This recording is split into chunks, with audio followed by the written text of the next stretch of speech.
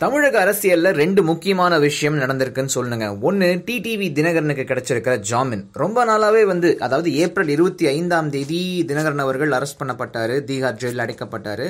அப்பயே அவர் ஜாமீன் மனு தாக்கல் செஞ்சிருந்தாரு. அந்த ஜாமீன் மனு மேல விசாரணை 2 நாளைக்கு முன்னாடி வந்துச்சு. அப்போ என்ன சொன்னாங்கன்னா, தீர்ப்பு நாங்க ஒத்தி வைக்கிறோம்னு சொல்லியிருந்தாங்க.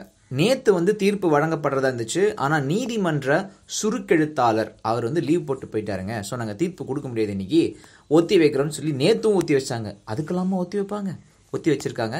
அடுத்ததா இன்னைக்கு தீர்ப்பு என்ன கொடுத்துருக்காங்க அப்படின்னா, 5 லட்ச ரூபா சொந்த ஜாமீன்ல நீங்க 2 பேரும் வெளில போய்க்கலாம், உங்க பாஸ்போர்ட்டை கோர்ட்ல ஒப்படைச்சிருங்கன்னு சொல்லியிருக்காங்க. டிடிவி தினகரனுக்கும் சரி, அந்த இன்னொருத்தர் மல்லிகார்ஜுனா அவருக்கும் சரி ஜாமீன் கிடைச்சிருக்குங்க. இது ஒரு முக்கியமான விஷயம், தமிழக அரசியல்ல திருப்பு முனையா பார்க்கக்கூடிய ஒரு விஷயம். ரெண்டாவது விஷயம் சொல்லி பாத்தீங்கன்னா, கொஞ்ச நாளா கடகடன்னு ஓடிட்டு இருந்த அந்த பால்ல ரசாயனம் கலந்துருக்குன்ற பிரச்சனை. அமைச்சர் ராஜேந்திர பாலாஜி பயங்கரமா என்ன சொல்லியிருந்தாருன்னா, பிரைவேட் பால்ல கலப்படம் இல்ல நிரூபிக்கிட்டோம், நான் பதவியை விட்டுடுறேன், தூக்குல தொங்கிடுறேன் அப்படிலாம் பேசியிருந்தார். அதுக்கப்புறமா என்ன நடந்திருக்குன்னு சொல்லி பாத்தீங்கன்னா, முதல்வர் எடப்பாடி பழனிசாமி அவர்கள் ராஜேந்திர பாலாஜியை கூப்பிட்டு, இப்ப நீங்க தனியார் பால் கம்பெனிகளுக்கு எதிராக பேசிட்டு இருக்கீங்க, முக்கியமா இந்த ஹெரிடேஜ் பால் கம்பெனியோட ஓனர் யார் தெரியுமா? சந்திரபாபு நாயுடு.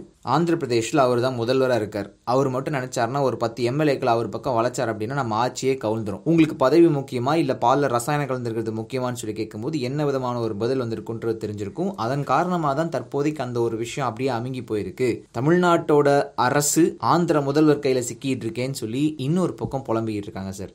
உலகமெங்கும் பரவி இருக்கும் தமிழ் நெஞ்சங்களே, உங்கள் பகுதிகளில் நடக்கும் நிகழ்வுகள், போராட்டங்கள், பிரச்சனைகள், அதிகாரிகளின் அலட்சியத்தால் புறக்கணிக்கப்பட்டுள்ள திட்டங்கள், லஞ்ச புகார்கள் மற்றும் சமூக அவலங்களை இந்த உலகிற்கு வெளிச்சம் போட்டு காட்ட விரும்புகிறீர்களா? உங்கள் செல்போன் மூலமோ அல்லது தங்களிடம் இருக்கும் கேமரா மூலமாகவோ பிரச்சனைகளை வீடியோவாக பதிவு செய்து எங்களுக்கு அனுப்புங்கள். உங்கள் பகுதி பிரச்சனைகளை உலகுக்கு வெளிச்சப்படுத்தி அப்பிரச்சனைகள் நீங்க வழி செய்வதுடன் உங்களுக்குரிய சன்மானத்தையும் வழங்குகிறோம்.